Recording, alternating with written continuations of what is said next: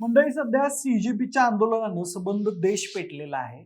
पण देश पेटलेला असताना महाराष्ट्राच्या दृष्टीनं काही महत्त्वाच्या घडामोडी गेल्या काही तासांमध्ये, गेल्या काही दिवसांमध्ये घडलेल्या आहेत. त्यातली महत्त्वाची घडामोड अशी आहे, की सीजेपीच्या आंदोलनाला पाठिंबा देण्यासाठी महाराष्ट्र राज्यातून अनेक नेते सध्या दिल्लीला जात आहेत, अनेक पत्रकार सध्या दिल्लीला जात आहेत.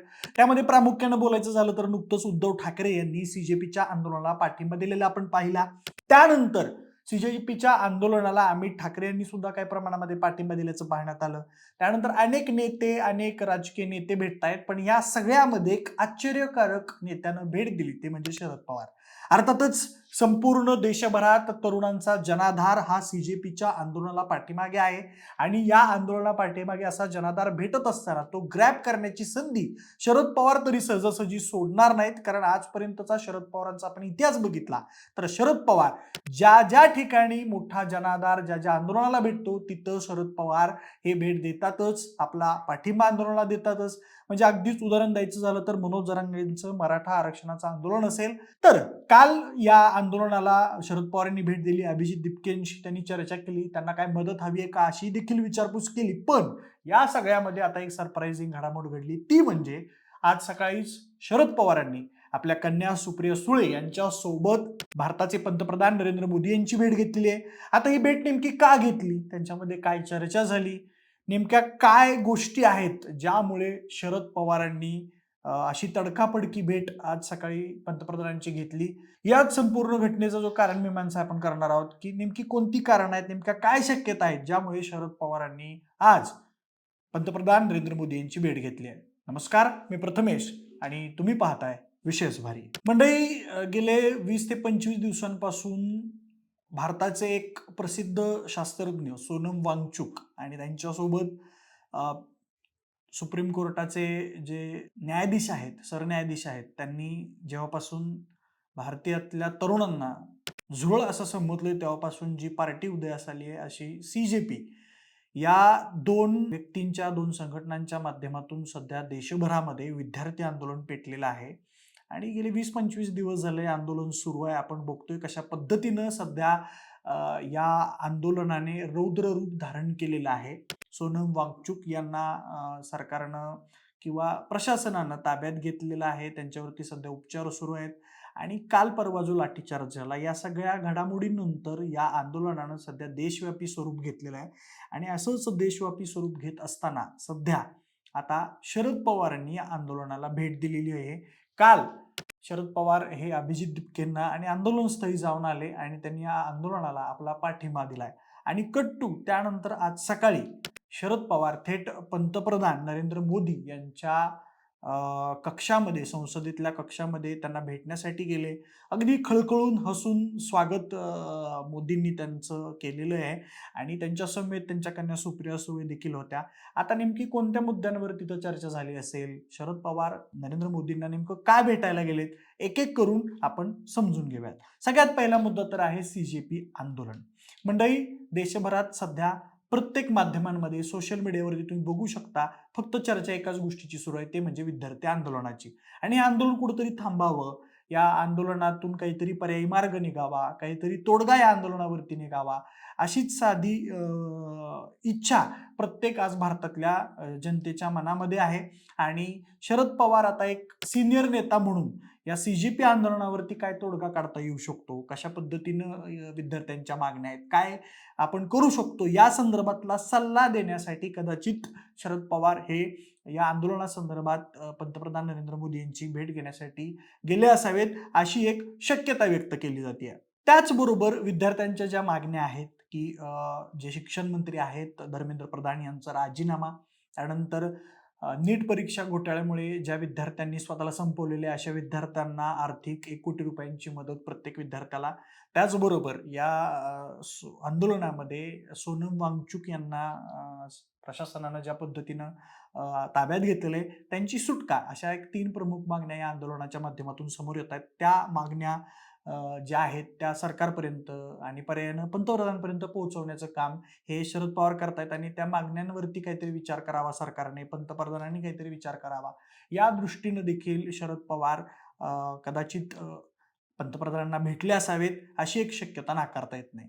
यानंतर दुसरा एक सगळ्यात महत्त्वाचा मुद्दा आहे. या सी आंदोलनाच्या दरम्यानच एन-सी-पी जी आहे, शरद पवारांची राष्ट्रवादी जी आहे, त्याचं विलिनीकरण एन-डी-एमध्ये होणार आहे, अशा एक चर्चांना उधाण आलेलं होतं. काही दिवसांपूर्वीच मध्यरात्री जे ज्येष्ठ नेते आहेत राष्ट्रवादी शरद पवार गटाचे जयंत पाटील आणि त्याचबरोबर राष्ट्रवादी अजित पवार गटाचे जे नेते आहेत तटकरे आणि पटेल हे फडणवीसांना मध्यरात्री भेटले अशा पद्धतीच्या बातम्या माध्यमांमध्ये समोर आलेल्या होत्या आणि तेव्हापासूनच राष्ट्रवादी शरद पवार गटाचं विलिनीकरण एनडीएमध्ये होणार अशा पद्धतीची एक चर्चा सुरू झालेली होती. कदाचित या संदर्भात देखील पंतप्रधानांची भेट घेण्यासाठी शरद पवार गेले असावेत अशा पद्धतीच्या चर्चा सुरू आहेत. आणि अशा पद्धतीचं विलिनीकरण जर झालं तर काँग्रेसला एक प्रकारे कोंडीत आणण्याचा प्रयत्न हा शरद पवारांचा असू शकतो. आणि दुसऱ्या बाजूला विलिनीकरण झाल्यानंतर अशी एक माध्यमांमध्ये चर्चा होती की जयंत पाटील यांना अर्थमंत्री पद मिळेल किंवा अनेक मंत्रिपदं ही पदरात पाडून घेण्याची रणनीती शरद पवारांची असू शकते आणि त्यामुळे सुद्धा ही भेट झाली असू शकते अशी एक चर्चा आहे.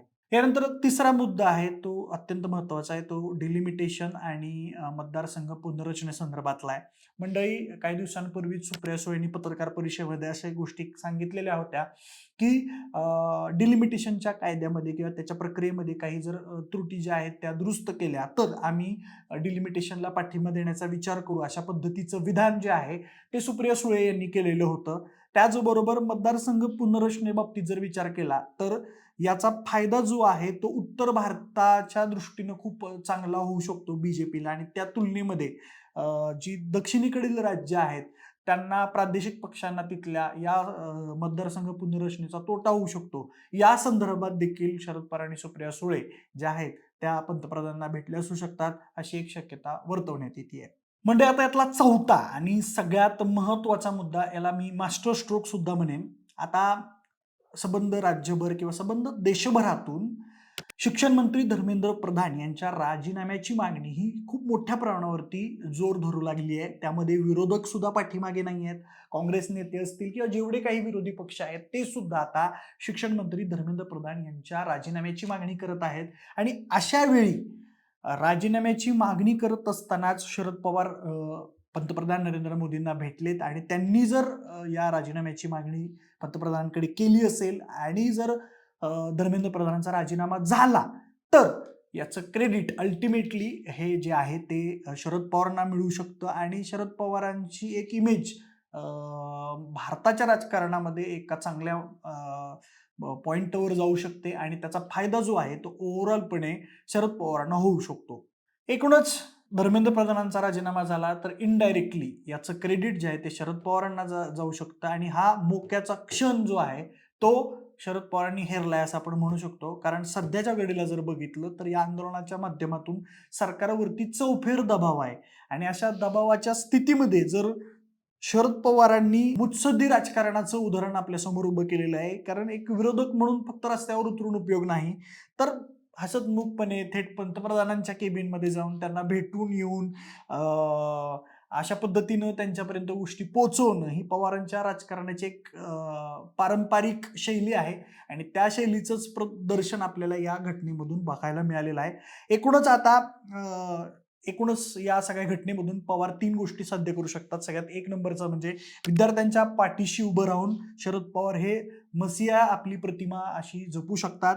त्यानंतर सत्ताधारी पक्षाशी थेट संवाद ठेवून मुत्सद्दी मध्यस्थ म्हणून स्वतःचं एक जे महत्व आहे, स्वतःची एक व्हॅल्यू आहे ती शरद पवार जपू शकतात. आणि तिसरा सगळ्यात महत्वाचा मुद्दा म्हणजे महाराष्ट्राच्या आगामी विधानसभा निवडणुकीपूर्वी महायुती आणि मविया दोन्हीकडं संभ्रमाचं आणि दबावाचं वातावरण जे आहे ते शरद पवार या सगळ्या गोष्टी करून करतायत. कारण नेमकं शरद पवार पंतप्रधानांना का भेटतायत हे एक मोठं संभ्रमाची स्थिती निर्माण करणं, मध्यरात्री भेटीगाठी होणं, विलिनीकरणाच्या चर्चा असणं, त्यात हे आंदोलन, या सगळ्या संभ्रमाच्या वातावरणामध्ये अजून संभ्रम निर्माण करण्याचं काम जे आहे ते शरद पवार करतायत असं एकूण दिसत आहे.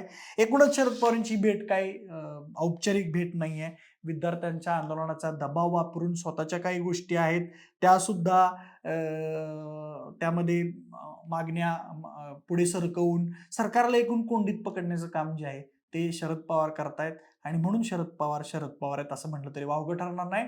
बाकी तुम्हाला या सगळ्या घटनाक्रमावर काय वाटतंय? शरद पवारांची ही भेट खरंच औपचारिक होती का? शरद पवारांनी पंतप्रधानांची भेट घेणं हा योगायोग आहे की यामागे काही चाल आहे? याबद्दलची तुमची मत आम्हाला कमेंट बॉक्समध्ये नक्की सांगा. सोबतच आपल्या विशेष भारीच्या YouTube चॅनलला सबस्क्राईब करायला अजिबात विसरू नका. धन्यवाद.